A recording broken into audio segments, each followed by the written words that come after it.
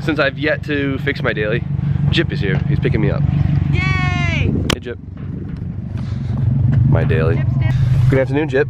Good afternoon. Good afternoon, Bighorn. Oh, that's not Bighorn. Wow. It's Wavy. Played the switcheroo on you. He took the head off when he got in the car. Disrespectful. So, Jip, what's on your agenda today? Gonna put the other belt that finally came in on. Still waiting on the extra long coupler. Get the negative set. Get the seats in and other little stuff if I feel proactive. I didn't release a video yesterday. I'm sorry. I tried to film. Sick as all hell. Footage came out like crap. Very disappointed with everyone. So we're gonna start fresh today. I took apart, well, I separated the motor from the trans yesterday. I got the engine on the engine stands. I cleaned up the engine a lot, got it broken down to where I want it. And today we're gonna work on the shell itself, cleaning it up, taking it apart, and getting it ready for, I guess, paint, because we're gonna paint it now, so. Mandatory. Mandatory. Cheers.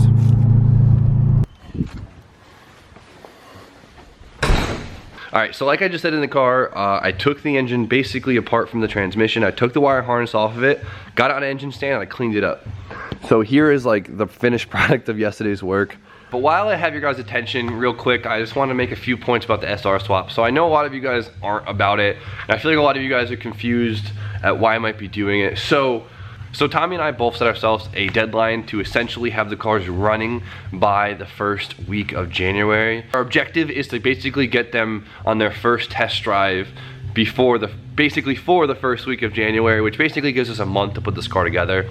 So we decided to keep the engines basically stock for now, just to get them in the car, and then once they're in the car, upgrade them from there. So having 1 month to do a full engine swap on a tight budget is pretty difficult, but I know a lot of you guys haven't probably ever done an engine swap, and it's a very, very tedious process.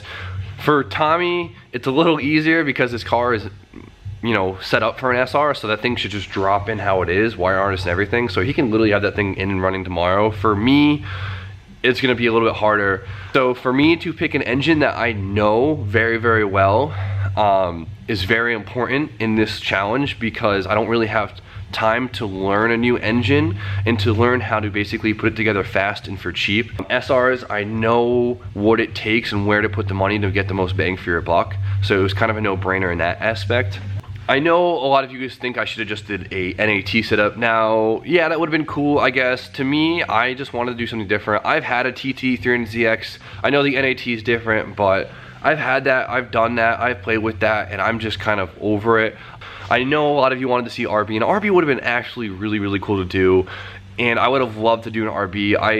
I don't really like RBs. I don't think they're that fantastic of motors. They're not that reliable, and they're really hard to get parts for, but it would have been cool to do. But with my time frame and my budget, it was just not a possibility. I'm sorry, my YouTube channel still isn't that big, so I can't really afford to do crazy stuff.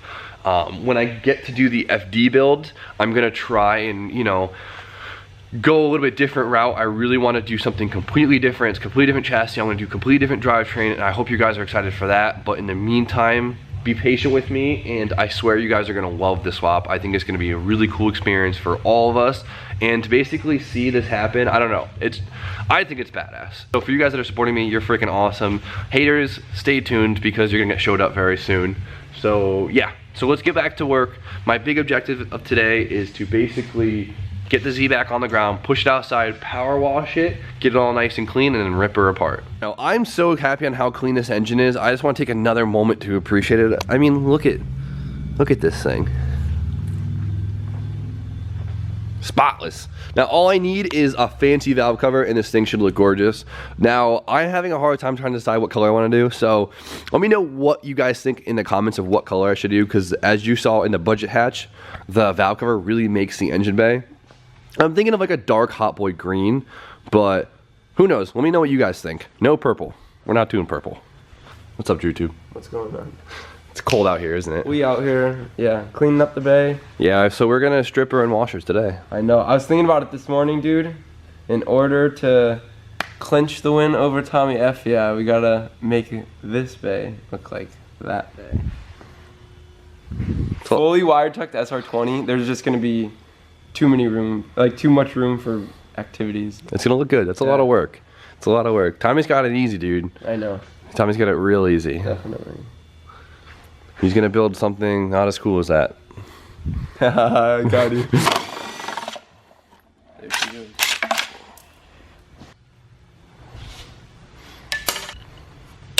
Alright, so we also can get rid of basically the whole power steering system, or lines that is, because, okay, I need to answer this, but we can get rid of basically all the power steering lines off of the rack, because now that the power steering pump on the SR is the opposite side of the VG, none of the lines really work out. But the cool thing is, the Z rack is very, very similar to the 240 rack, so now I could basically use 240 power steering lines to make this work. I just gotta find right-hand drive ones. Do you have to mod this subframe to make that engine fit? Because it is a front sump oil pan, which means it picks up oil from the front of the oil pan, which means the oil pan is hanging in the front, which means it's gonna hit the rack. So we'll keep going at it. See what the guys are up to.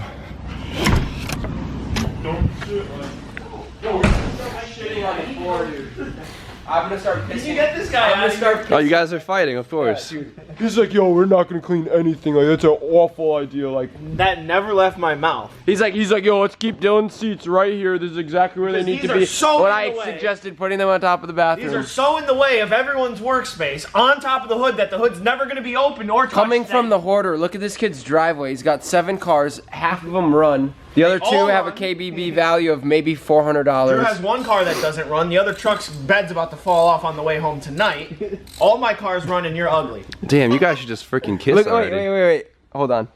Let's take it for a spin. Look at this dude's hairline. Need I say more? Thumbs up for Jib's jacked ass hairline. Let's get selfie vision while I beat his ass. Let go of the camera. Let go of the camera. Put the camera down. World tour. All right, we're here at the shop. I'm just gonna fucking kill Drew.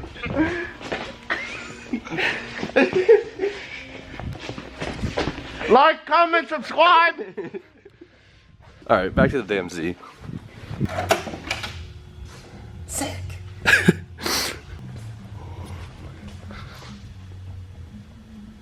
Can you see my eyebrows? Hold on. All right, and here's that big old carbon canister thing I kept talking about. This, I think, it's an emissions thing. Some people say that like you could smell gas randomly when you don't have this in here. I think it's worth deleting. We don't need it. Weight reduction. All right, so B Hall, the painter extraordinaire, is here, checking out the bay.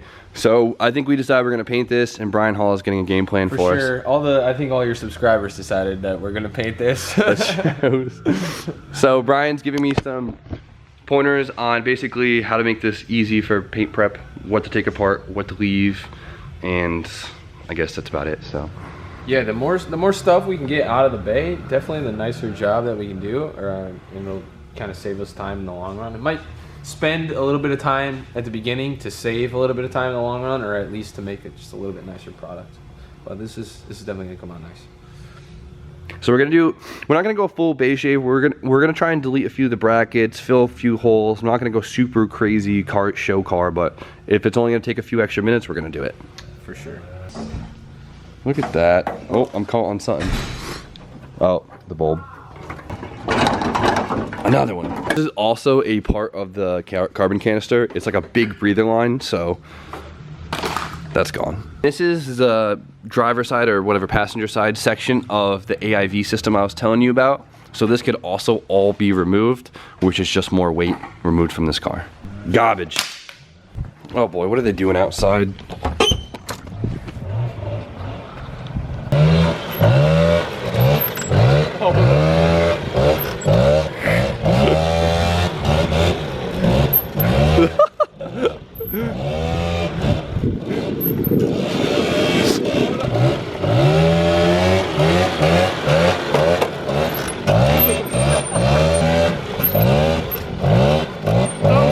What it is, huh? What it is? What it is? It's nothing. That's what it is.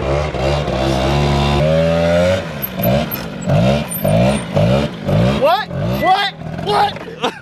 That was good. Dude, before you brought the camera out, we had such a long one. Still going.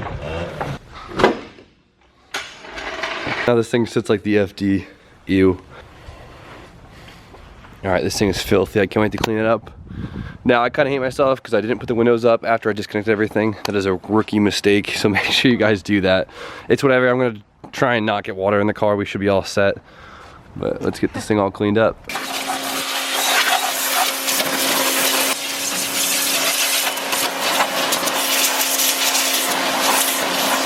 The fuse box is fine. Don't worry, I'm not gonna drench this thing.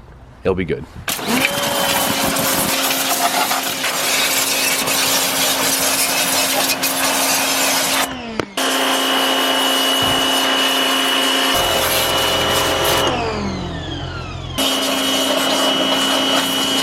It's clean, we're nice and clean. I still got the sniffles, I'm sorry, but we're good. So, ripped off a decent amount of paint. The lens is dirty. Yeah, so I ripped, a decent amount of paint got ripped out of the bay, which is whatever, we're gonna paint it anyways. It looks pretty good, I'm pretty excited. The fact that this car was running and driving 3 days ago is so upsetting, but the interior isn't really that wet, which is sick, so let's get this going. All right, let's see what the guys are up to. $10, they're just playing video games. Skate 3. You ain't nice, Chip. Ready? Here we go. Ready? Give me a hole. To the bank. This is not weird. Once he turns the PlayStation on, he'll just play for 5 hours. Yo, can I play? No, no. Tell him the soft taco story.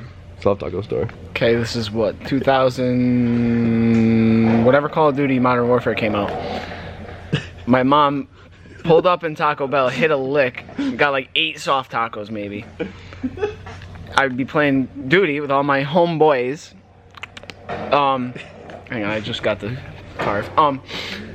Every time I would die, in between like that 3-second interval when you're about to respawn, He would face one hit a soft taco, just like, with, like that's including taking the wrapper off and just squeezing it into your mouth. force, like, you know how a syringe works? It was like that, but my hand in a soft taco into my.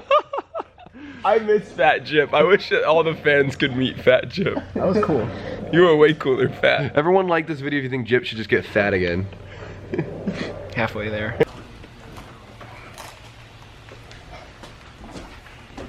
This is how to survive a winter in the Northeast. Keep your feet warm. RJ is literally over here losing his shit over Rob Swanson. Ron Swanson. Ron Swanson. AKA Nick Offerman. This is fantastic. This is true comedy gold right here. Really a libertarian. You're something else. All right, so for anyone that wants to bay shave a Z or bay tuck, whatever you want to call it, relocating the fuse panel is a very big move just because it takes up this whole side. And I'm going to be doing this just, 1, because so it's out of the way for paint, and 2, because I'm probably going to tuck it anyways. Now, as you can see, it has like an extended wire harness right here, and it actually gives us some room to play with it, so we don't have to touch any wires. But we have to make it fit inside that hole right there. And clearly that won't. So what we're gonna do is just basically take this whole fuse panel apart. It'll fit with lube. Try this one. Doesn't fit, RJ. You're not using enough, more spit. All right, so we have to pull all these fuses out. So take a picture of it. Send it to your friends, your family, your coworkers. Just don't forget. You know what? Screw it. Just take a burst. Why? You want to make sure you got a good photo. 50 pictures of the fuse box. I think we're good. We got 51 photos of the fuse panel. I think we'll be able to put this thing back together. 1. I swear I'm a professional. Professional amateur. Professional amateur. We're making some progress. This is such a pain in the ass. Yeah, I kind of like completely forgot that the blocks for the fuses are also color coded, so you kind of really don't need to have to take a picture. Blue goes to blue. Well, thank goodness you have 51 pictures just in case. RJ, guess you what green forget. goes to? What? Guess what green goes to? Green? Who would have thought? Everything is color coded because they knew amateurs like yourself were gonna work on it, so they try to make it easy for you. Dead up. What does dead up mean? Dead up. I don't get it. Use normal English. Dead Uppington? I was kind of hoping we'd have to de-block it, but we do. Actually, if you probably didn't suck like me, you could probably get it to fit without depinning it, but I'm gonna make my life a little easier and you know, take this thing apart because the harness is crusty. It doesn't want to give much leeway. We'll make it work. What I'm gonna do is, I don't have any specific markings. What I'm gonna do is I'm gonna put a Sharpie mark on each one of them, and then take a picture, and then make sure the marks match the block. I don't know. You'll see in a second. So I took a Sharpie and made little marks on each color to basically tell me where each one goes. Like I put one black line on here, 2 on here, so I know where each green goes. And then with the blue, I put 1 blue mark here, 2 on this one, 3 on this one, and 4 on this one, and so on. And I did that so basically when I go to put this all back together, I know what, you know, each one goes. Makes sense, doesn't it? These like kind of really easily just push out once you unclip them. So there it is. Magic. So the fuse box is literally just this tray.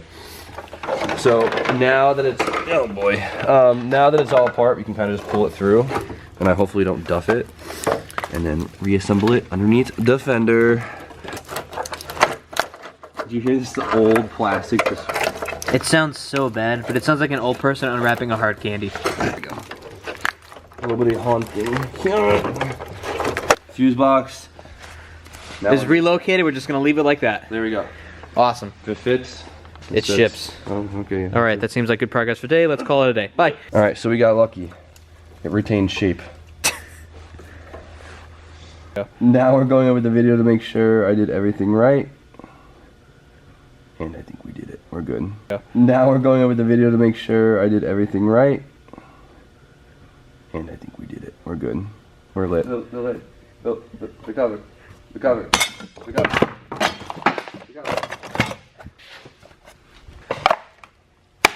We're done. Amazing. There it is. It's that easy. Incredible. Essentially, right here is where you basically put them, and you can get to this pretty easily through your fender liner, or if you take your, you know, you can go underneath the car, whatever you want to do. So we'll worry about that later. I'm essentially just gonna leave this here now, and worry more about getting the bay ready for paint. Jimmy, do you have any Advil or anything? I have. No. Yes. Oh, awesome. Thank you. You know, I've always loved how the Ford Taurus coupe looked. Alright, as far as the passenger side or the JDM driver side pertains, you could basically tuck this side of the body interface too. It's very, very short, so it'll give you just enough to connect it underneath the headlight bucket just a little bit if you really stretch your engine harness or if you extend it. So we're just gonna shove that down there and make that work. So since the ABS connector is in here too, you can actually pull it through and you could plug it in the backside, and same with the power steering rack. These two right here, you know how like when you're on the highway and your steering gets stiffer, and when you're parking, your steering gets lighter? That's what these control. So you can go underneath your frame rail and plug these in, and they're nice and hidden. Okay, get that all in there. These two connectors suck. You can extend them. They're just 2 wires, but they're just enough to basically be able to plug in hiddenly. What's a good word for that? Hiddenly. You're my grammar guy. Dude, Hiddenly. I don't even know right now. That's such a mess of a word. A speech, and you always start with so and end with so. True. I need to keep like a tally of all these stupid words I come up with just rambling. That's gonna be a big notebook full of words. So, Come on, man. well, going forth. Yeah, so this is literally what I did for the red car to make it as tough as I did.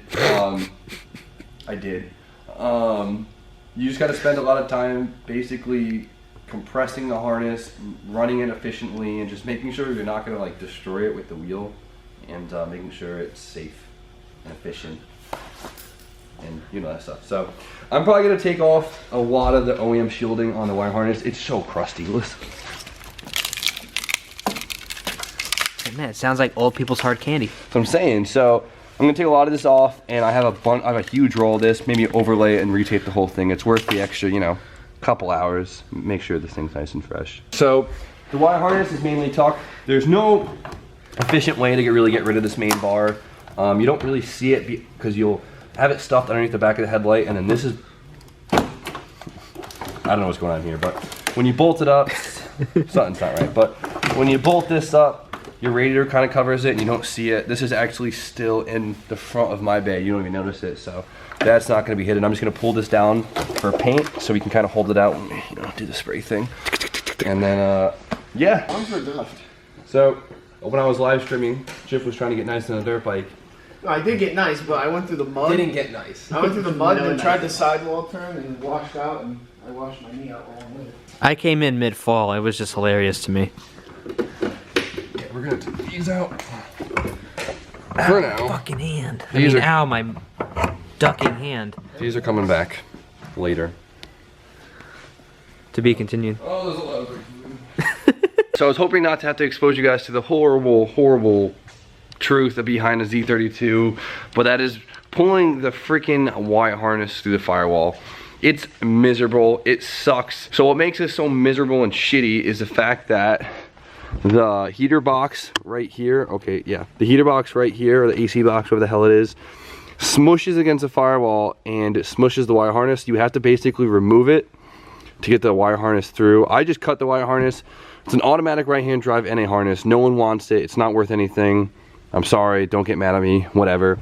But I essentially have to take all of this off just to get this through. And then once you yank out the AC box right here, your wire harness is literally bolted down. So there's no way around it. That really sucks, but just what you gotta do.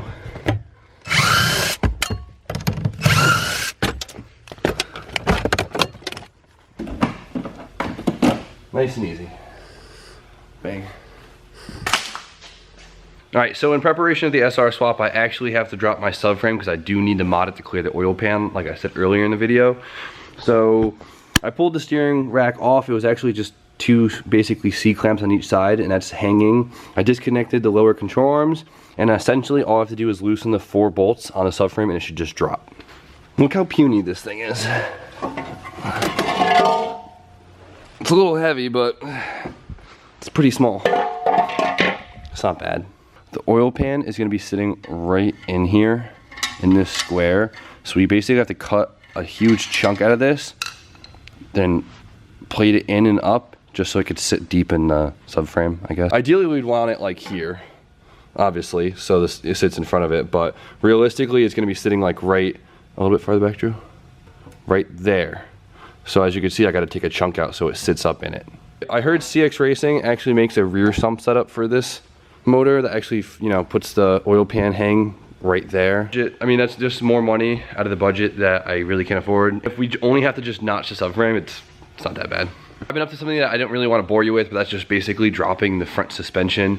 Now, I'm gonna be going through the whole entire thing, so there's really no point in leaving it on right now. It's just kind of dead hanging weight, so I decided to take it all apart because I'm gonna refresh it, put it all back together, put some new parts on it, and make it a lot cooler. We're gonna do some angle mods to it, and we're gonna do some stance mods to it too, and we're gonna make it great. So essentially everything is detached besides the top of the strut, and it should just drop. It's crazy how similar these are to the S chassis, but yet so completely different at the same time. This actually has the same front suspension as like a R32 Skyline and like a GTR. They use like the same type of wishbone setup. It's pretty cool.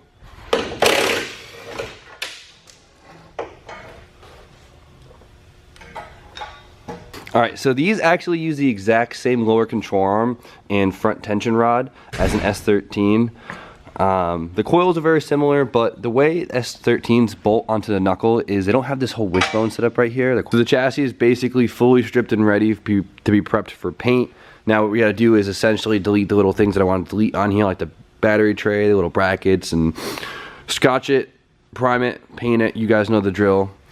In the meantime, with that, we're gonna be working on some suspension mods too. Like I said, I pulled these out. I really wanna do some modded knuckles on here for some more angle. We'll refresh the arms and all that good stuff.